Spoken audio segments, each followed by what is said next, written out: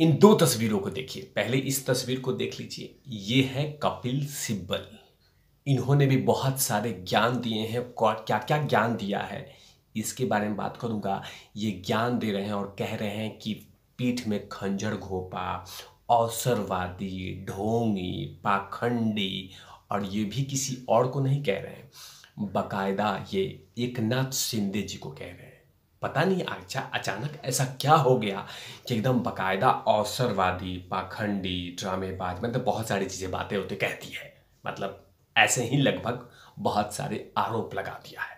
कपिल सिब्बल बकायदा supreme court के वकील हैं। इन्होंने बहुत सारी बातें कह दिया है कि पीठ में खंजर घोंपा, अवसरवादी, मतलब लालची उलची, ऐसा ऐसा वर्ड बोला है इन्होंने कहा है। और दूसरी बात करूंगा इनके बारे में, जो कि दिल्ली के मुख्यमंत्री हैं। इन्होंने बकायदा एकदम ठान लिया है कि मनीष सिसोदिया को और सत्येंद्र जैन को जेल से निकाल ही के चैन से बैठूंगा, बाकी मैं चैन से नहीं रहूंगा जब तक उसको जेल से नहीं निकालूंगा। इसी के बारे में बात करूंगा। नमस्कार, आप देख रहे हैं तिवारी भैया, मैं हूं वेद प्रकाश। दरअसल ये हैं कपिल सिब्बल। मैंने बता दिया कि सुप्रीम कोर्ट के वकील हैं और कांग्रेस के लीडर पहले थे। लेकिन अचानक इन्होंने एकनाथ शिंदे यानी महाराष्ट्र के मुख्यमंत्री पे एकदम जमकर हमला बोला है और जमकर प्रहार किया है। और प्रहार में बहुत सारी ऐसी बातें कह दी है कि जिससे अब ये लग रहा है कि क्यों ज्ञान दे रहे हैं, ऐसा क्या हुआ जो इस तरह की बातें कर रहे हैं। पीठ में खंजर घोंपा, अवसरवाद, ये तमाम बातें कही है। लेकिन पहले क्या क्या कही है ये बातें कहूँगा, उसके बाद फिर से चर्चा की शुरुआत करूँगा और उसमें भी बातें करता रहूँगा। क्या क्या कहा ये। राज्यसभा के सदस्य कपिल सिब्बल ने सोमवार को महाराष्ट्र के मुख्यमंत्री एकनाथ शिंदे की अयोध्या यात्रा में उन पे निशाना साधा और निशाना साधते हुए कहा कि साजिशकर्ता, अवसरवादी और पीठ में खंजर घोंपने वाला बाला साहब ठाकरे की विरासत को आगे नहीं ले जा सकता। शिवसेना नेता ने पिछले साल जून में महाराष्ट्र के मुख्यमंत्री बनने के बाद रविवार के दिन पहली बार अयोध्या यात्रा की थी। उनके साथ बहुत सारे पार्टी के नेता थे। ये तमाम बातें कहा है कपिल सिब्बल ने। कहा है कि साजिशकर्ता बोला है, अवसरवादी बोला है और पीठ में खंजर घोंपने वाला बोला है। इस पे बाद में बात करूंगा, लेकिन याद रखिए कि मैंने क्या कहा था कि पूर्व कांग्रेस के नेता ये हैं। लेकिन जैसे ही इनको पता चला कुछ दिन पहले, वो डेट था 25 नवंबर 2022 के दिन पता चला इनको कि मुझे कोई टिकट उकट नहीं मिलने वाला है कांग्रेस पार्टी में। यही कपिल सिब्बल, उनको भांप लिए थे, आहट आ गई थी कि मुझे कोई टिकट उकट नहीं मिलने वाला कांग्रेस पार्टी में। मैं राज्यसभा का सीट खत्म हो रहा है, कोई मौका नहीं है। तो इन्होंने चट से अखिलेश की पार्टी में चले गए, मतलब साइकिल पे सवार हो गए। अब बताइए, अगर ये व्यक्ति कांग्रेस छोड़ के इस उम्र में कांग्रेस छोड़ के सपा ज्वाइन करे तो अवसरवादी किसको कहेंगे, पहले ये बताइए, फिर हम चर्चा आगे ले चलेंगे। मतलब ये कुछ भी करें तो सब कुछ सही है। जिंदगी भर नहीं, लंबे समय तक कांग्रेस के गुणगान किए, उसके लिए झाल बजाए, आरती उतारे, कांग्रेस पार्टी के आसपास घूमते रहे, मनमोहन सिंह के सरकार में कानून मंत्री रहे, लगातार राहुल गांधी के लिए केस लड़े, आज सुप्रीम कोर्ट में बहुत सारे कांग्रेस के नेताओं के लिए कहे कि हम लड़ेंगे। इतने टाइम तक स्पेंड किया, अपने समय बिताया कांग्रेस में। लेकिन जैसे ही इनको पता चला कि टिकट उकट मिलने का चांसेस कम है राज्यसभा में, तो सीधा चट से कहा अखिलेश रुको, मैं आपकी साइकिल पे सवार हो जाऊंगा। और 22 नवंबर 2022 के दिन इन्होंने सपा ज्वाइन कर लिया। अब बताइए देश की जनता जनार्दन की अवसरवादी कौन है, साजिशकर्ता कौन है, किसने किसके पीठ में खंजर घोंपा। और कहा जा रहा है कि एकनाथ शिंदे तो बाला साहेब ठाकरे के पीठ में मतलब ये किया, उसके बाद धोखा दिया, साजिश किया। अच्छा, आपको पता है कपिल सिब्बल साहब, बाला साहब ठाकरे जी का जो विरासत था उसमें क्या था?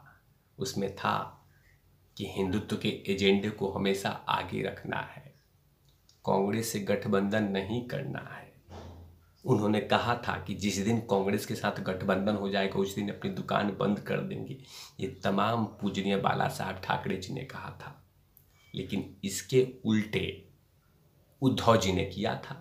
और जाहिर सी बात है, जो पूजनीय बाला साहब ठाकरे जी के कट्टर सपोर्टर थे वो अंदर ही अंदर ठगा महसूस कर रहे थे, अंदर ही अंदर अपने आप को ठगा महसूस कर रहे थे, खिन महसूस कर रहे थे। तो कहीं ना कहीं वो जाएंगे ना, वो देख रहे थे कि मैं जिस चौखट पे जाऊंगा और कहूंगा कि मुझे वोट देना, तो पहले जनता जनार्दन कहेगी कहाँ से वोट दूं। जिस पार्टी में बाला साहब ठाकरे जी की विचारधारा ही नहीं, उसको कैसे वोट दूं। इसीलिए एकनाथ शिंदे व्यक्ति ने और उनकी टीम ने एक पार्टी बनाई और बाला साहब ठाकरे जी के विचारधारा को लेकर चली है। लेकिन आप कह रहे हैं कि अवसरवादी। अब बताइए, आप जिंदगी भर कांग्रेस में रहे और जैसे ही मौका मिला, कि जैसे ही देखा कि मौका कुछ नहीं मिलने वाला है, टिकट उकट नहीं है, दुकान नहीं चलने वाला है, तो चट से चले गए सपा में और कह रहे हैं कि अवसरवादी।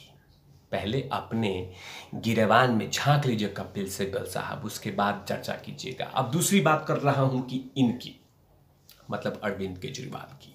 अरविंद केजरीवाल बाकायदा ने कोशिश कर दिया है कि जब तक हम मनीष सिसोदिया को और सतिंदर जैन को जेल से बाहर नहीं निकालते तब तक चैन से नहीं बैठेंगे। उन्होंने कह दिया है कि लगभग 10 लाख से ज़्यादा चिट्ठियां भेजेंगे मोदी के पास और कहेंगे कि ये देखो जनता जनार्दन ने आपके खिलाफ क्या लिखा है, सुझाव क्या दिया है, क्योंकि वो तमाम चिट्ठियां नरेंद्र मोदी के घर पहुंचेगा। ये तस्वीरें देख लीजिए पहले, ये तस्वीरें हैं जिसमें तमाम राय सुझाव लिखी हुई हैं और ये नरेंद्र मोदी के घर जाने वाला है कि आपने कितना बड़ा गुनाह किया है।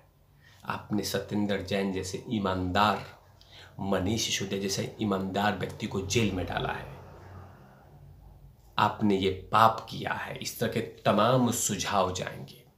13 अप्रैल से ये तमाम सीट, तमाम चीज़ें दिल्ली के जनता जनार्दन के घरों पे जाएगा और कहा जाएगा कि चलिए सर लिखिए इस पे चिट्ठी पे, मनीष सिसोदिया के बारे में लिखिए, सतिंदर जैन के बारे में, और तमाम चीज़ें कहिए कि क्या कह सकते हैं आप, लिखिए, बड़ाई कीजिए।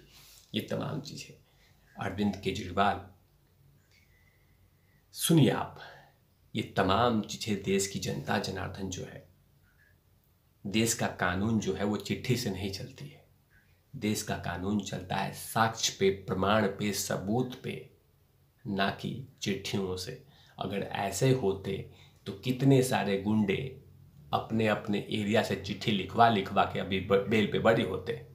लेकिन नहीं, कानून से चलता है, सबूत से चलता है, न्यायालय से चलता है, ना कि चिट्ठी से। लेकिन हाँ, मैंने कहा था ना कि भ्रामक प्रचार करते रहना है, मनीष से गुणगान गाते रहना है, लेकिन याद रखिए जो सबूत है और जो चीख चीख के कह रही है वो तमाम चीज़ें ये कह रही है कि सिसोदिया किसी न किसी तरीके से शामिल है, जो सीबीआई की रिपोर्ट कहती है। लेकिन कोशिशें करने वालों की कभी कुछ नहीं किया जा सकता है। कोशिशें करते रहिए, बाकी तिवारी भैया विश्लेषण करते रहेंगे। इन तमाम चीज़ों पे तिवारी भैया की लगातार नजर रहेगी। तब तक के लिए आप देखते रहिए तिवारी भैया। मैं हूँ वेद प्रकाश, कैमरामैन ध्रुव लाठी के साथ। और नॉट लव।